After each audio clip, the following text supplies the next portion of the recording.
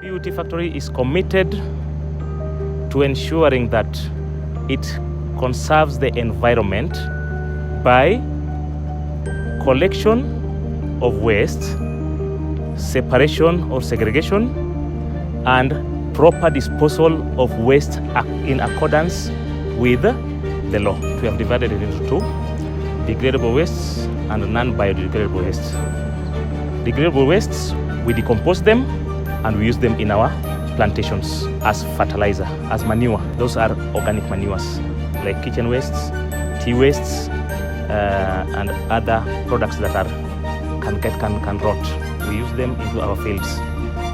Now, when it comes to non-biodegradable wastes, like polythene papers, plastic bottles, and the rest, we normally collect them and we put them in a segregated area.